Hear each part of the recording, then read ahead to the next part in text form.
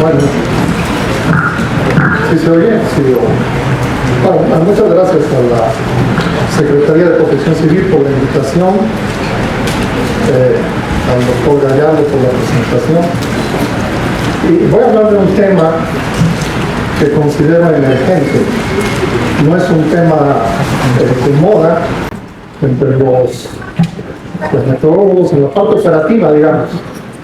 Sin embargo, se está poniendo cada vez más de moda entre los investigadores, que es el asunto de las islas y las olas de calor. Y quise unirlos en un solo tema, en una sola presentación, porque tuve la experiencia hace un año más o menos de trabajar con un grupo de expertos en manejo de datos. Y nos reuníamos cada semana a hablar de estos asuntos. Y en un semestre, que reunimos cada semana, en 20 semanas que nos reunimos, digamos todo así, 15, nunca logré que diferenciaran entre islas y olas de calor, ¿no? Siempre lo usaban como sinónimos. Y me frustraba mucho, trataba de explicarlo y no, nunca logré que hicieran esa diferencia. Bueno, realmente voy a hablar entonces de dos temas, de las islas por un lado y de las olas por otro. Y de las olas en particular me voy a referir a las olas urbanas y específicamente a Jalapa y a Puebla, que es donde las hemos estudiado recientemente. Quiero decir con eso que no voy a tocar en absoluto el asunto de las olas marinas, que también las hay, olas de calor marinas, pero no me voy a meter en eso porque no es mi tema. Lamento tener que aburrirlos en los próximos minutos con este tema, que no es propiamente meteorológico, sino que está a medio camino, está en la frontera entre la climatología y la meteorología, ¿no? Bueno, hechas todas esas aclaraciones, y tendría que hacer más, porque ya ahí se me acabaría el tiempo y no podría pasar ni a la segunda lámina, entonces procederé a comentarles más o menos. Sin micrófono no se oye, ¿no? ¿Sí? Bueno, el primer asunto del que quiero comentar es de las alteraciones de la ciudad sobre el clima. La ciudad altera el clima de tal modo que eso que llamamos clima urbano es el resultado del clima global, de la situación global, modificada regionalmente, es la cuestión en su escala sinóptica, y sobre esa modificación, la modificación que ejerce la ciudad. Y eso genera uno de los fenómenos más populares, digamos, que es el de las islas de calor. No necesariamente el más comprendido. Y fundamentalmente se origina en las alteraciones del balance de energía. El fenómeno se descubrió hace 200 años en Londres. Luke Howard, que por cierto para los meteorólogos debe ser conocido porque es el inventor de la clasificación de las nubes, ¿no? Entonces Luke Howard hizo mediciones dentro y fuera de Londres y encontró que había una diferencia de 3-4 grados. Y entonces eso es lo que se llama isla de calor. Era el hecho de que el aire en particular en el centro de las ciudades sea por lo general más caliente que el aire en los suburbios o en la parte rural. Pero el concepto es mucho más reciente. Hasta 1920 que Kepler le llamó así Städtische Warmwasser, ¿no? En alemán, es precisamente eso, Urban Climate. Entonces realmente el bautizo del fenómeno, el descubrimiento del fenómeno hace 200 años y el bautizo es de hace 100 o menos. Ahí está el libro de Luke Howard, que se publicó en el 33, y que tenemos varios porque hace unos 20 años lo editó la Asociación Internacional de Climatología Urbana. Y se puede conseguir esa edición en internet. Bueno, y es un asunto que nos debe interesar porque todos estos puntos de aquí, espero que se vea, todos los puntos azules son zonas de más de 300,000 habitantes. En México, si nos atenemos a la definición del INEGI, que una ciudad es un conglomerado de más de 2.500 habitantes, el 70%, el 79% de la población mexicana vive en ciudades. Si nos atenemos a lo que es una zona metropolitana, estrictamente, que es más de 300,000, no importa que sea de uno o varios municipios, entonces tendremos que el 50% de la población mexicana vive en zonas metropolitanas. Por lo tanto, estará influenciada o estará afectada por las islas de Perú. En particular en Veracruz, en el INEGI 2020, no tenemos los datos desde luego del censo que será en el 30, 3 millones de personas viven aproximadamente en alguna de las 7 zonas metropolitanas que son esas que están. Entonces, si es un asunto que vale la pena que se estudie. Por cierto, que la única zona metropolitana, las dos zonas metropolitanas que no tienen estudios sobre islas de calor es Córdoba y Orizaba. El resto al menos tienen un estudio sobre islas de calor. Bueno, ese es el origen de la islas de calor. La radiación neta es la radiación que nos llega del Sol menos lo que emite y refleja la superficie. Cuando lo comento con colegas de la universitarios, lo digo de esta manera. La radiación neta es el sueldo neto, es decir, el sueldo menos los impuestos y las cuotas netas, ¿no? Y entonces ya lo que queda ya es lo neto. Y ese neto, ¿en qué se ocupa? Esa radiación neta. Se ocupa en calentar el aire, que es el calor sensible, en almacenar en el suelo, que es este grueso, y en evaporar, es el calor bajo. Si comparamos mediciones que hicimos hace muchos años, el estado de Texcoco con la prepa 7, que para quien conozca la Ciudad de México está cerca del metro San Antonio Abad, ¿qué es lo que se ve? Que fundamentalmente en el medio rural la energía se gasta en evaporar. Va a ser esto en agosto, ya mediodía, etc. Entonces se ve que el gasto energético, la radiación neta se consume en evaporar.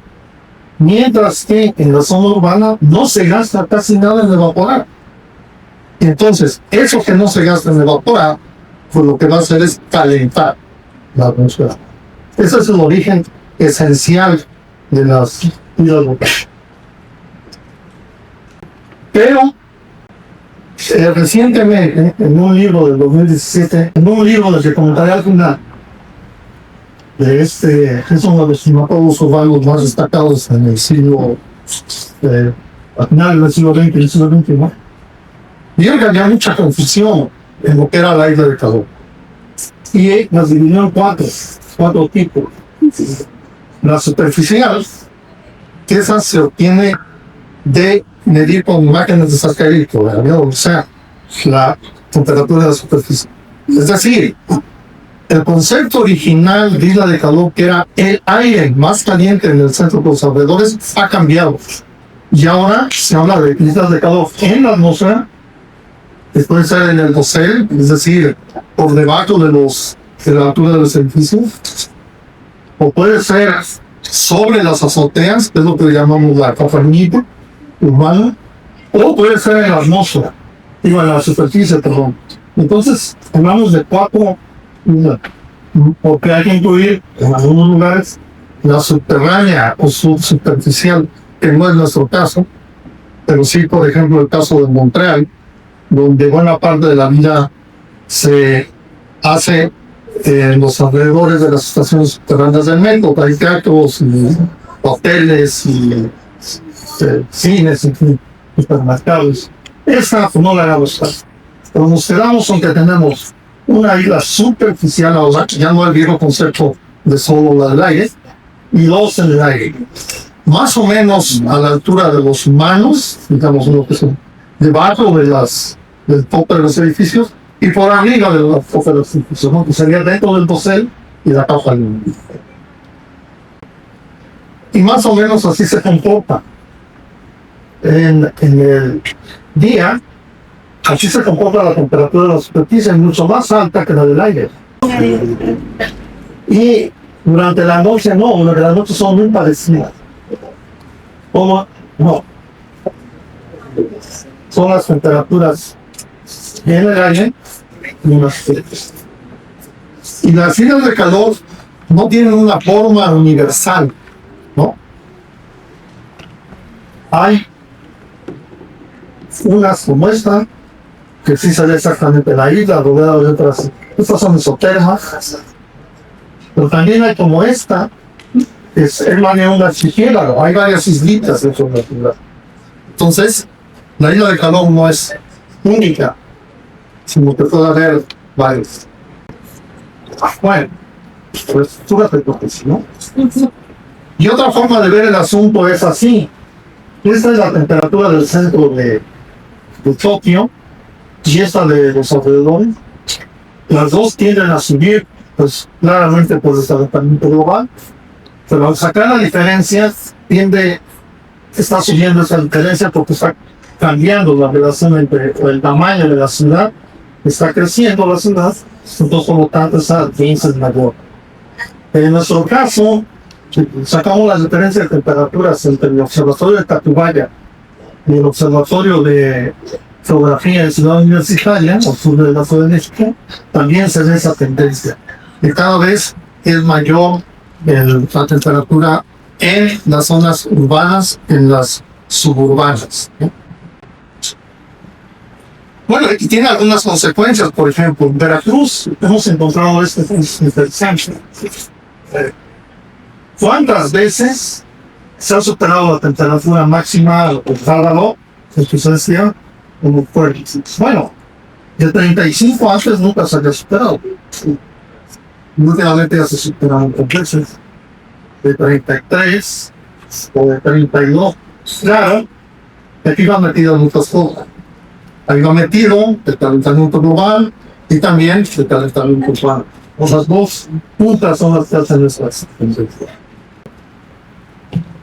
Bueno, en México se ha estudiado esto desde mucho antes. Por cierto, hace un año en pedazo fui a España a viceversa, y lo que fui a decirles así con muchas ganas es que en México se descubrió el mundo de calor antes que en Inglaterra. Es decir, en México descubrimos antes que los europeos, ¿no? Pues claro, uno tosía en varios, pero así es. En el 71, Antonio Pineda, que vino en esa famosa expedición de Malaspina, que recorrió buena parte de lo que era todavía el Imperio Español, descubrió en Celaya las diferencias de temperatura entre el centro de la ciudad y los alrededores. Por cierto, que en esa expedición murió después, ese guatemalteca, murió en Filipinas y ahí hay un monumento ahí. Y ya posteriormente, en el 95, Moreno y Anda hizo comparaciones entre Tacubaya y el observatorio en el Palacio Nacional, que publicó esto. Como que también encontró esa diferencia. Pero ya los estudios sistemáticos, digamos, arrancan en el 68 con un estudio de la doctora Riquelme, y más obviamente en el 67-68 en Puebla, cuando llega la Volkswagen a Puebla. Y entonces se hacen muchos estudios geográficos en Puebla, de mineralogía, etcétera, etcétera. Y que estudia la isla de calor con un coche, ¿no? Con un vehículo, al que le pone aparatos al frente. Porque este coche, como saben, todavía por ahí se tiran algunos, tiene el motor atrás. Entonces por eso fue a mi Nyong'o. Entonces esta foto está tomada del trabajo de Guerra, de aquellos años. Y últimamente ha ocurrido una explosión en los estudios sobre el tema. En climatología urbana, había muy pocos antes que se han disparado. Si particularmente hablamos de alteraciones urbanas también. Pero noten que fundamentalmente son sobre la atmósfera y de la superficie arrancan con este ciclo. En este siglo, a partir de la disponibilidad de imágenes de satélite, es que ha aumentado el boom del estudio de las islas de calor superficiales, no con imágenes técnicas. ¿Y qué ciudades han estudiado en México? Vamos a hacer un mapa, pero no salía. Entonces, bueno, no es cierto. No le salía a René, que es el que tuvo que hacer el mapa. No a mí. Y en este siglo, lo que va del siglo, ¿cuáles son las ciudades más estudiadas? Bueno, Ciudad de México, el Sol, ¿no? Mexicali, Guadalajara, Puebla, Jalapa. No sé dónde están en terreno. Es decir, que los estudios no son en proporción al tamaño de las ciudades, sino donde hay climatólogos, como meteorólogos, ¿no? Entonces, pues va, Mexicali como un grupo de climatología más o menos, Guadalajara, Puebla, Jalapa, y ahí es donde más se ha estudiado que en otras ciudades más grandes, y que sería más interesante incluso estudiar allá. Y bueno, todas estas se han estudiado en la vez. Bueno, a veces es todo al revés de lo que uno cree. Este es de Guadalajara, en el 2016. Usamos esos datos para un estudio que publicamos hace un par de años. ¿Y qué encontramos? En las zonas áridas de alrededor son más calientes que el centro. Con las temperaturas mínimas y esto con las máximas.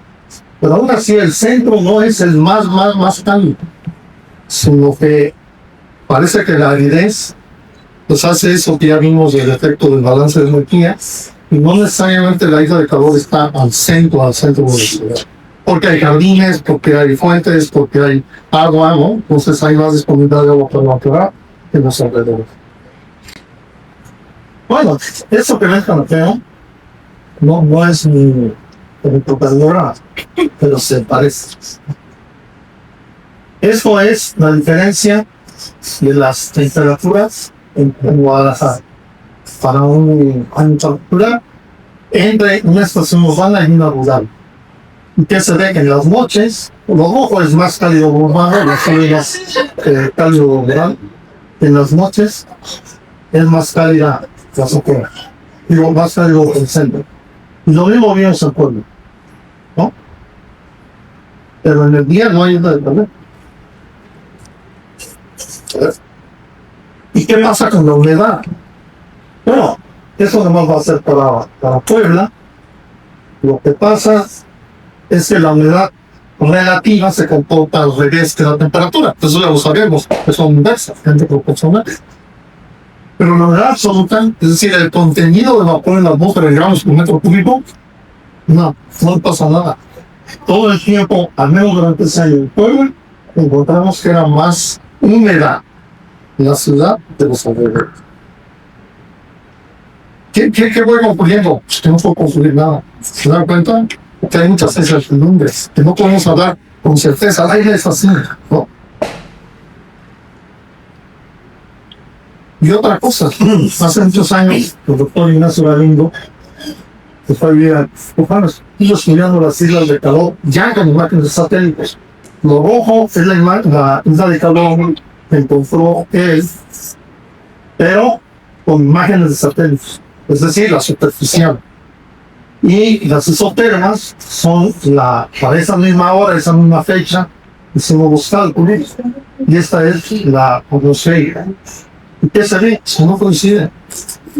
No coinciden en posición, no necesariamente donde se presenta la isla de calor superficial, ahí encima va a estar la isla de calor atmosférica.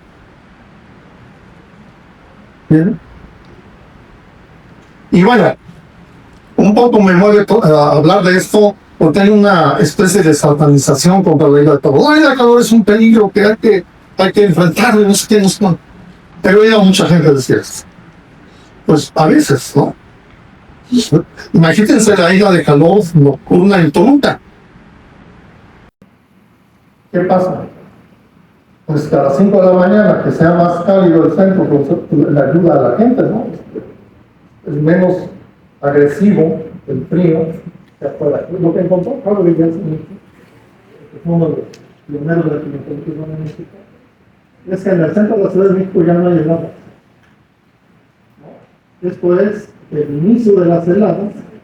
Por acá empiezan en agosto, en septiembre, en octubre, en noviembre, y el centro no hay heladas. ¿Y cuándo terminan las heladas? Pues en los alrededores terminan en marzo, o terminan en febrero, pero en el centro de la ciudad no hay heladas. Si es un efecto indirecto, no deseado, no buscado, califica los días positivos, ¿no? Pero tiene esos efectos también, no nada más de calentar de manera agresiva, sino también de acercar a condiciones más confortables. Y otras cosas que se han visto es que posiblemente la isla puede incrementar la lluvia. Se calienta el centro, entonces se forma una película de convección. Esto es muy polémico. Estas son las lluvias en San Juan de Aragón, que más o menos han permanecido en este periodo, y esto es Tacubaya, en el Nilo Oriental. Ahora yo decía que por regla de calor. Los expertos en física nos dicen que no, que porque la ciudad emite más partículas microscópicas y que propician la formación de nubes. ¿Quién sabe? ¿No? Entre los dos, tal vez. Pero lo cierto es que puede asociarse en algunos lugares la isla de calor con la isla de lluvia. Y de nuevo lo mismo, no es permanente, la isla no está ahí. ¿Dónde está la isla de Jalapa? ¿Quién sabe si ahorita es que dónde esté? Y si está, ¿dónde está? No sé. Está donde dice. Esto es una isla de calor en Londres, en el 99, sin viento. En cuanto hay viento, pues se borra, ¿no? El viento no lo borra.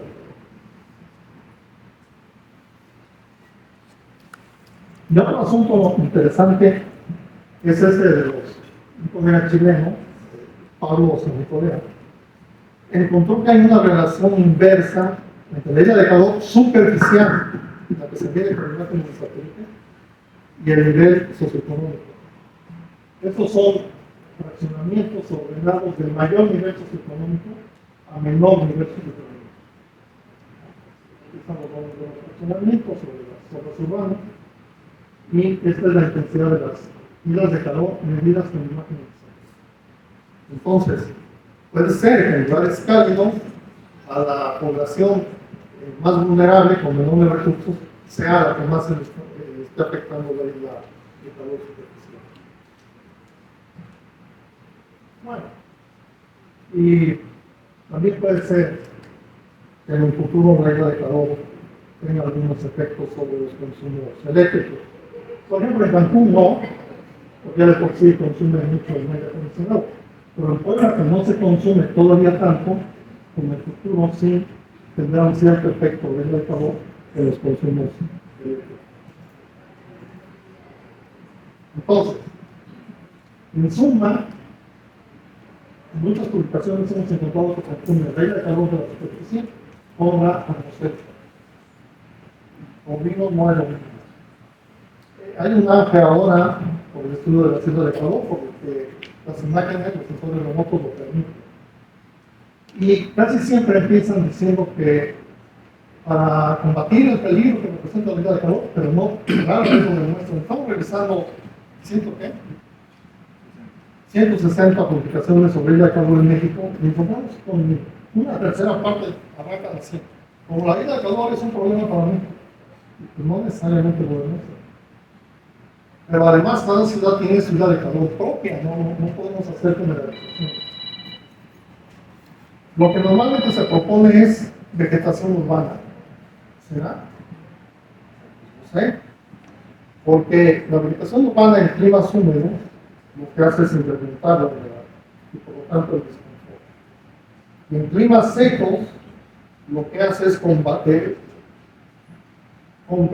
¿no? Por el agua. Sí, la vegetación urbana que necesita agua. Entonces no es así como de automático para combatir la isla de calor. A ver, eso me decía alguien, una funcionaria de, ¿cómo se llama? Sustentabilidad de aquí. Hay que combatir la isla. A ver, demuéstrame que es nuestro enemigo, ¿no? Primero. Y segundo, ¿con qué la vas a combatir? Con plantas. ¿Y de dónde vas a sacar el agua? No es así tan automático el asunto. Bueno, en el artículos reciclados como este, empieza diciendo, la ley de calor es un fenómeno pasado. En fin, entonces, algunas veces hay que decir, algunas veces. Algunas veces puede ser un enemigo, pero algunas veces no. ¿Y cuál es el problema de fondo? Que satanizar la ley de calor nos lleva, o nos puede llevar a dejar de lado otros problemas ambientales más importantes. Enfocarnos en eso, o en otros problemas ambientales más importantes. Bueno, luego nos dedicamos a esto. Pasamos a las olas. Bueno, las olas que se forman independientemente porque es un fenómeno de una variedad climática propia y luego condiciones sinópticas. De esas condiciones sinópticas todas son modificadas por lo que ocurre en la etapa límite, y eso nos lleva a tener un cierto miedo, y por ejemplo en la ola, en la salud, etc. Fundamentalmente afectando a los humanos, a los animales, a los ecosistemas. Recuerden que estoy hablando solo de olas urbanas, no estoy hablando de olas marinas ni olas en el medio rural. Es un fenómeno inferior de 100. Esto es las muertes por desastres desde 1900 para acá. Estos son todos los desastres. Se han perdido sentido de montón de mar. Las sequías tienen años que no son tan impactantes en muertes.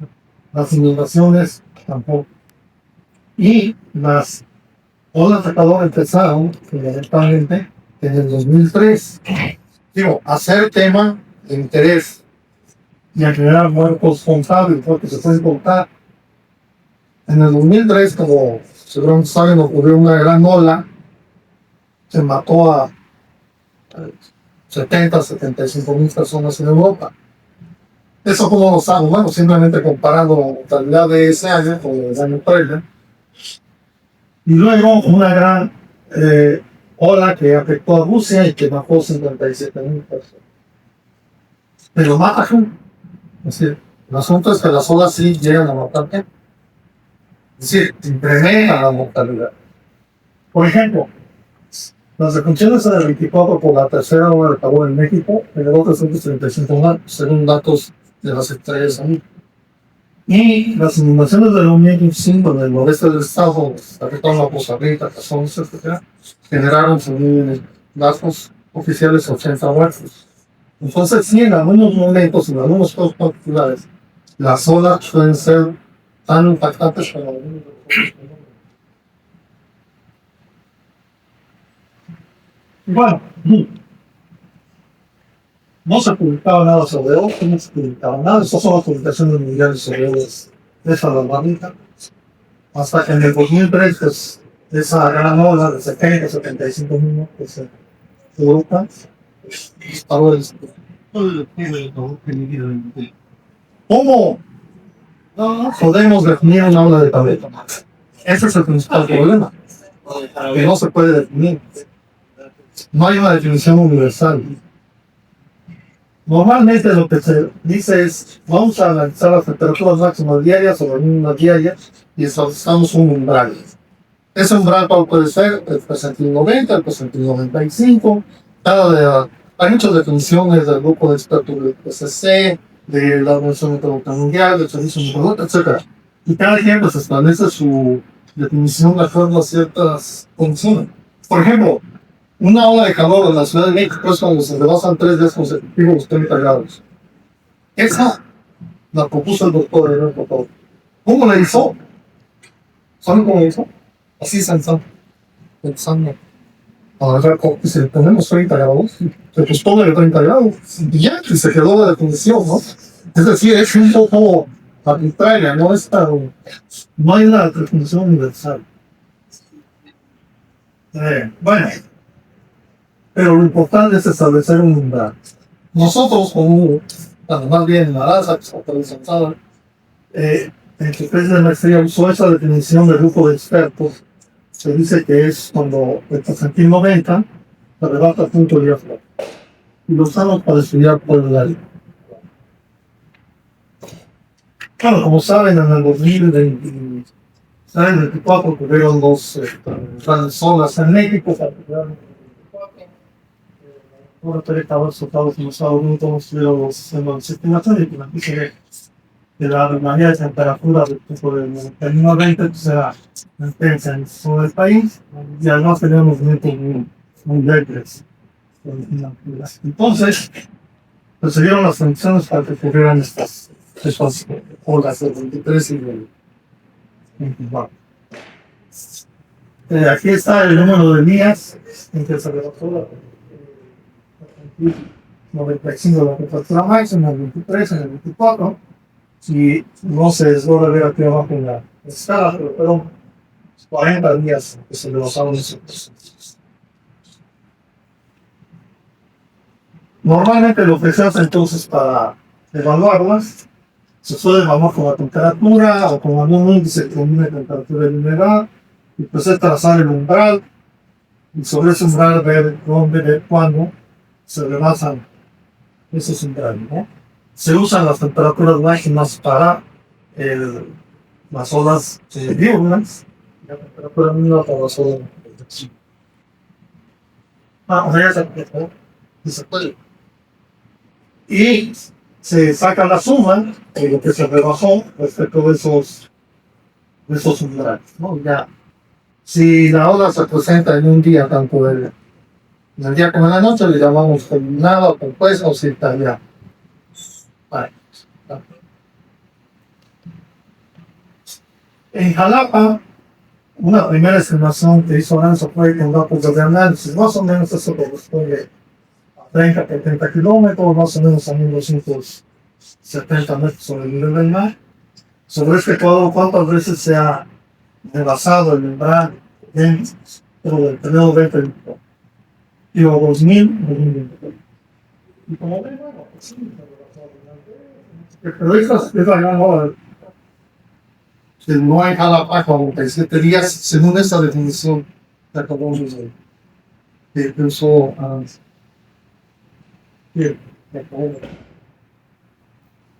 y todos se comportan igual, no, vean, hicimos el mismo método y todo para poder. ¿Qué encontramos? Bueno, y esto es la evaluación bioclimática, es decir, estamos usando o combinando temperatura con humedad para ver el efecto en el humano, etc. No me meto en esos métodos. Pero ¿qué pasa en Jalapa? Que las diurnas duraron más, son más intensas que las nocturnas. Perdón, esta hora de abril a junio del 24 es más intensa en todos los puntos. Usamos estas interpretaciones como el dato lo proporcionó protección civil municipal y en todos los casos las diurnas fueron más intensas que las nocturnas. Estoy hablando de las olas. Ya me olvidé de las islas. Mientras que en Puebla, Guadalajara, ahí son más intensas, las nocturnas de las islas. Y además, en la zona más urbana, en la estación que está de calor municipal, la diurna es más intensa que la nocturna. Mientras que lo mismo se ve en el centro de la ciudad de Puebla, lo contrario se ve en el centro de la ciudad de Puebla, donde la diurna es menos intensa. Entonces se comportan al revés entre estas dos ciudades. Entonces no hay una regla general. Así como las islas, ahora hay que estudiar las ciudad por ciudad, también las olas. No hay una regla universal. Bueno, y finalmente lo que hemos tratado de hacer y de que vamos a trabajar ahora es en los efectos bioclimáticos. Una es encontrar por cuánto nos alejamos del umbral de la temperatura de un húmedo crítica. La temperatura de un húmedo que antes solo usábamos en el ciclómetro, que la han usado durante mucho tiempo los fisiólogos, los médicos, para establecer cuál es el umbral de supervivencia de los humanos. Y ya han encontrado que es 30.5. Hay cierto debate con varios, pero es más o menos la temperatura del húmedo, porque no saben combina temperatura y humedad. Y el ejército de Estados Unidos es la que usa para evaluar el clima de sus soldados, la temperatura del mundo. Y otra cosa es, calculamos, bueno, si respiramos tantas veces y el aire entra, ahora, ¿cuánto estamos aquí? No sé, 20 también. El aire entra a los pulmones a 20, con una humedad relativa que andará en 50, digamos, y de mis pulmones sale a 37 grados y a 100% de humedad. Entonces, sentado respirado, estoy dándole, cediéndolo calor al aire y cediendo la humedad. Bueno, entonces hicimos el cálculo de cuánto vapor perdemos por respiración. Entonces sucede eso, de que durante la hora nos acercamos a la temperatura de un número crítica y durante la hora perdemos más vapor, más en los cilindros de vapor que previamente o después de las olas de calor. Es un asunto en el que estamos empezando a tratar de tratar, evaluar las olas así. ¿Qué están haciendo en otras partes del mundo? Particularmente como Barcelona es haciendo. Barcelona tiene todos estos recursos del calor. En 2024, ¿quiénes son los recursos? Pues bibliotecas, museos, universidades que como en el verano dejan de trabajar, ¿no? Entonces, de tal modo que el 90% de los habitantes de Barcelona están a 10 minutos de un recurso de calor. Caminando en 10 minutos están en móvil. Estos son los refugios. Y además tienen una aplicación donde uno le dice, bueno, estoy aquí, por refugio que queda acá, y el siguiente, en fin, con una aplicación de teléfono, podemos movilizar el siguiente computador. Este es un monasterio que funciona en el verano como refugio ante el calor. Otras opciones son, por ejemplo, Boston, que no son más poner techitos y subir el agua, o el ejemplo clásico de Ringo, del desierto de Ringo, en fin, que son así instalaciones en un montón de aire acondicionado, etc. Está luego muy lejos de lo que nosotros podríamos hacer acá. Pero las olas se van a incrementar. Muchos de ustedes seguramente vieron esta idea. Aquí vamos a traer el video si nos tuvo una toma del 2025 de cómo se ha movido la distribución de las temperaturas, ¿no? Esa es la anomalía de las temperaturas, la diferencia fue respecto del promedio. ¿Y qué ha pasado? Desde 1951 aquí está la moda de las temperaturas.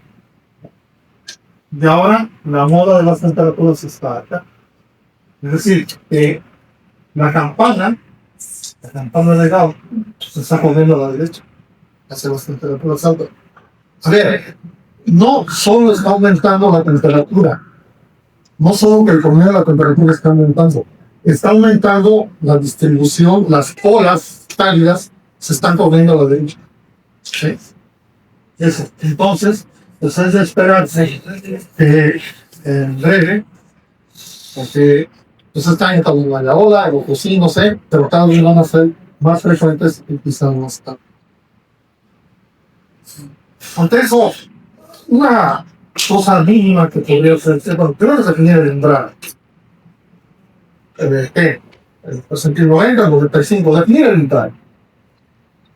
Podríamos definirlo por municipio. No, por municipio no.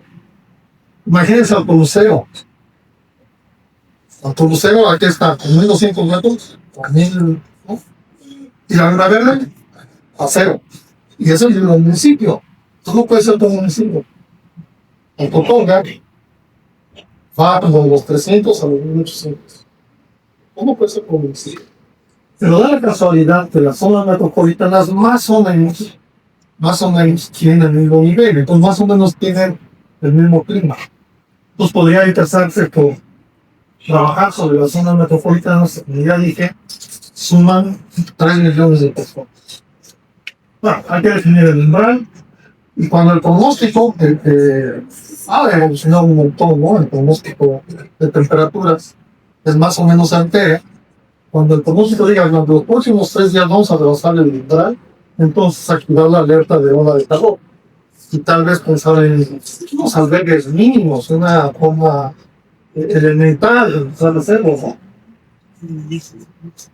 Y sobre todo alertar a quienes conven agua, a quienes se encargan de suministro de energía, porque eventualmente puede hasta cortarse la energía por exceso de carga. No sé si en algunos casos se pudiera suspender algunos trabajos, sobre todo en el exterior. La mortalidad de los trabajadores agrícolas en el sur de California, en California, es muy baja, porque si no se hacen las temperaturas se suspenden las actividades. Sin embargo, en el valle, alrededor de los campos algodoneros de Mexicali, la mortalidad es alta porque no hay una ley que los protege, ¿no? Eso es casi lo mismo. California, Estados Unidos y California nuestra, pero ante la falta de regulación, los impactos de las leyes de calor son mucho mayores en el lado mexicano que en el lado mexicano. Bueno, y ya. Gracias a la nueva comunicación, hay un libro que a mí me parece extraordinario sobre el clima urbano, que es este de un colaborador del 2007, ya tiene casi 10 años. Pero en las indagaciones que hizo Aranza para su tesis se encontró este libro, que es un libro extraordinario sobre olas de calor. Les dejo ahí las recomendaciones, y pues, si les interesan los temas, uno puede empezar por esos dos. Las siguientes transparencias no las veremos, solo las otras de la 15. Otra. Bueno, es la bibliografía que se queda para que los organizadores, si quieren difundir la presentación, pues hay que mirar las cuentas de donde se conocen. Muchas gracias de nuevo, conmigo.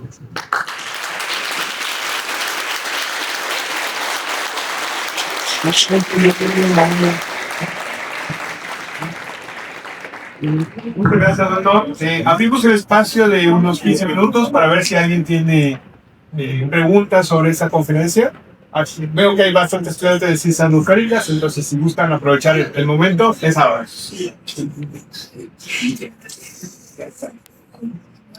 Carolina. Sí, tengo una pregunta. Es debido a las olas de calor en superficie que suele llover en un punto, en algún sitio, en algún lugar, solamente en ese punto. ¿La puedes repetir? Sí, es debido a las islas de calor en superficie que suele llover solamente en un cierto punto de un sitio.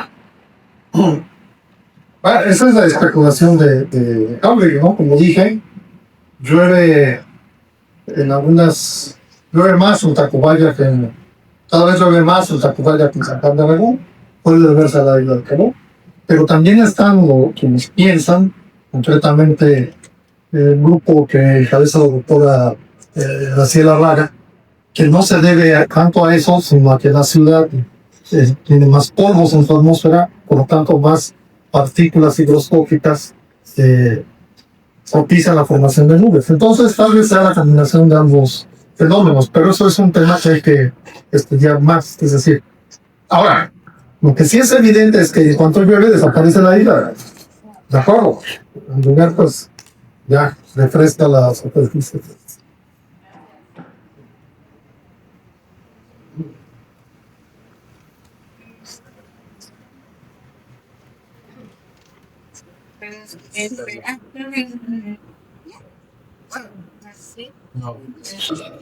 ¿Ya? A ver. La pregunta es que cuando hay se pronostica si un año va a tener ya sea el grado de la niña o grado del niño, intensifica o disminuye las islas de calor. Sí. Bueno, a ver, has hecho la pregunta que no puedo contestar, por la sencilla razón de que no soy meteorólogo, no sé nada de eso. A ver, las islas son fenómenos, como mostré, muy intermitentes. Aparecen, desaparecen. en la noche, fundamentalmente, en el aire, estoy hablando del aire. Acuérdense que en las superficies al revés, ¿no? Entonces aparecen, desaparecen. Y eso tiene que ver con la situación meteorológica de ese momento. No estoy tan seguro de que tanto se incrementen las islas con algún fenómeno como la niña del Nilo, porque casi nadie ha hecho estudios de islas durante muchos años, porque es lo que necesitamos. Estudiar la isla en la línea, para la misma ciudad, y además va cambiando la ciudad, ¿no? Y fundamentalmente el fenómeno de la isla se debe al balance de energía. Entonces cambiamos, deforestamos o reforestamos. Entonces todo eso tendría que ver con el surgimiento, la aparición o desaparición de las islas en algún momento, ¿no? En cambio, de lo que sí podría contestar a alguien de los que saben las metodologías sónicas, es que hay una cierta relación entre las olas y la niña, ¿no? Que hay más de niña, parece que se intensifican las olas. No quiero meterme en más seguro, porque voy a decir contenidos. Hay Federico, luego me reclama, pero parece que sí hay una relación entonces entre esos fenómenos de realidad y las olas más que con las islas.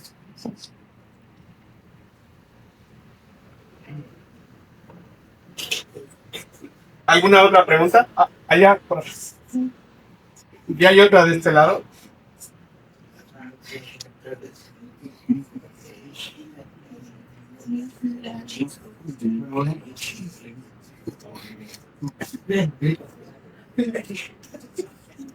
Sí, entendemos entonces que el monitorear y el mapear, hacer las exotermas de islas de calor, no son el gran problema, sino más bien el interpretar todo esto de acuerdo a las cuestiones del tiempo y el espacio y además las características propias de cada ciudad.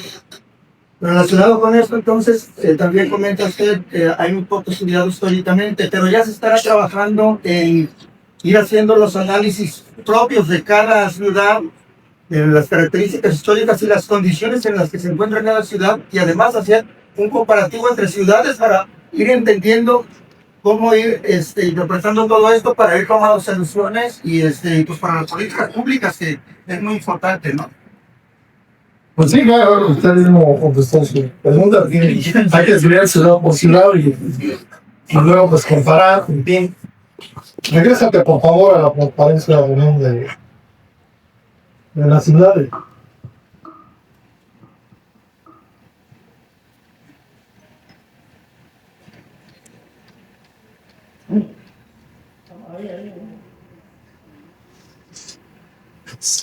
Bueno, como ven, ya dije, pues hay ciudades que se han estudiado apenas. A mí me llama mucho la atención Monterrey.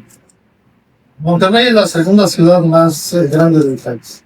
Y no es la segunda en estudios. Entonces sí hay una carencia de análisis sobre las islas de calor en muchas ciudades. Solo esas son las que están estudiando. En México, bueno, al menos en este sitio. Entonces sí, pues habría que estudiar las más. Las políticas públicas, eso es lo que le causa cierta...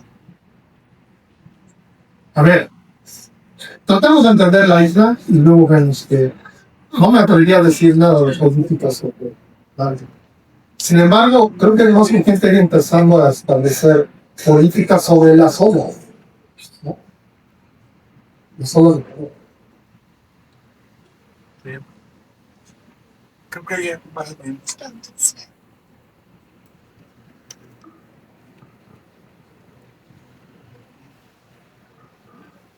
Buenos días, doctor. Mi pregunta va sobre lo que comentaba de el confort de la gente. Mencionaba ahí un ejemplo de Toluca, que a las 5 de la mañana con las olas de calor, pues el confort de la gente podría ser beneficioso. Ahí, ¿Puedes repetir, por favor? sí, lo que comentaba de Toluca, el ejemplo que daba usted, que a las 5 de la mañana con una hora de calor, Con una isla. con una isla de calor, Con una isla de calor. Con una isla. con una isla de calor, que la gente puede ya no padecer tanto lo de las heladas. Mi pregunta va sobre, hay estudios ya que como que indiquen qué tanto se beneficia a la gente de ello, o si es un área de oportunidad como para estudios posteriores. Sí, es lo que habría que estudiar. Ante la isla, no solo verla en términos de temperatura, sino combinarla con humedad o algo así, para generar un índice de confort, ver cómo cambia la isla de calor el índice de confort, ¿no? Entonces, más o menos ver en qué casos una isla de calor que sí está afectando a la gente, está afectando negativamente, y en qué casos, desde luego, en ciudades cálidas, además la isla de calor, pues desde luego que va a incrementar el desconfort, pero no necesariamente ocurre lo mismo en ciudades templadas o frías, o en periodos fríos que en periodos cálidos. Es un asunto que hay que estudiar más, repito, traducir esos resultados a niveles de confort, no solo quedarse con las temperaturas.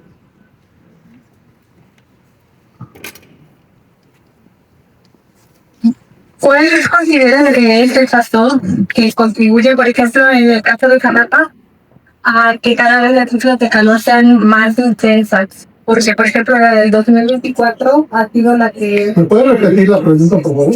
¿Y cuál considera usted que es el factor que más contribuye a que cada vez las cifras de calor sean más No, es que intensas? nunca dije eso. Nunca se ha demostrado que las islas de calor cada vez son más intensas, sino las olas. Bueno, las olas de calor... Que tener muy clara la diferencia entre las dos. O sea, Perdón, me equivoqué. Las olas de calor. bueno, no mostramos que cada vez son más intensas. Lo que mostramos es que fueron muy intensas. Fue muy intensa la del 2024. Y fue una conjunción de fundamentalmente la circulación regional que propició pues estabilidad, aire caliente sobre la ciudad, etcétera, o sobre la zona, sobre el país, no sobre el medio país. Fundamentalmente es eso, ¿no? Sistemas de alta presión que estuvieron presentes. Pero no me hagan caso del todo. Un colega muy prestigiado de la UNAM, Víctor Magaña, dice que no, que es radiación, que él ha estado midiendo niveles de radiación y que durante las olas de calor detectó niveles de radiación solar más altos. O tal vez sea la combinación, que tuvieron una polémica él y Tere Cavazo, ¿no? En Puerto Vallarta. Magaña definiendo que es una intensificación de los niveles de radiación solar y Tere argumentando más en términos de la circulación. Pero va entre esas dos, ¿no? Entre sistemas de circulación y posiblemente algunos incrementos en los niveles de radiación.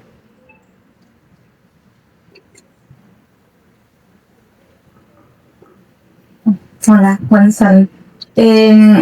¿Existe algún mapeo de ciudades veracruzanas que tengan una mayor probabilidad de sufrir olas de calor? O sea, y que sean más vulnerables a las olas de calor. Y por otro lado, ¿qué acciones mínimas recomendaría que se implementen? Bueno, a ver, son tres, como el aceite, ¿verdad? Tres en uno. Sobre la primera, que hay un mapeo bueno, a ver, el fenómeno es regional, ¿no? No es local. No sé de una ola que solo se presentó aquí, pero ya no, solo en Jalapa y en Altoconga, ¿no? Desde luego, entre la zona sea más fría, pues, ¿no? Pues tiene un menor, no sé si tendrá un impacto, porque también la gente está aclimatada a temperaturas más bajas. Pero en resumen, no sé de una cartografía sobre cuáles ciudades son más propensas a una. Ahora, ¿cuáles son más vulnerables? Pues por favor, la que me dé Magaña. Es la anterior a la sola.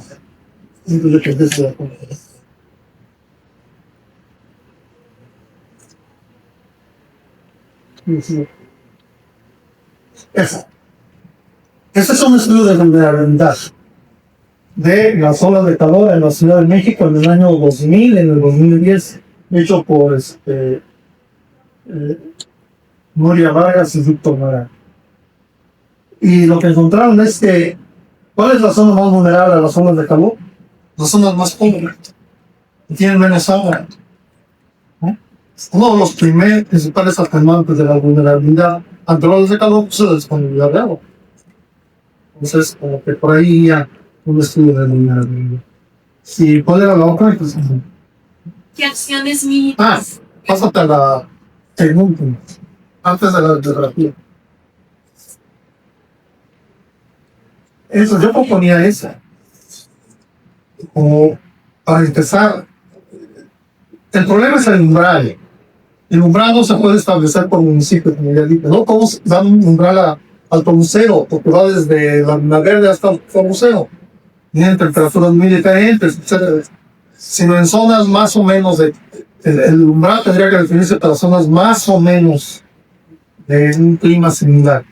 Y para empezar, pues, si se hiciera para las zonas metropolitanas, se estaría atendiendo el doble. Más o menos. Yo espero que los organizadores de la presentación, entonces, también ver la bibliografía.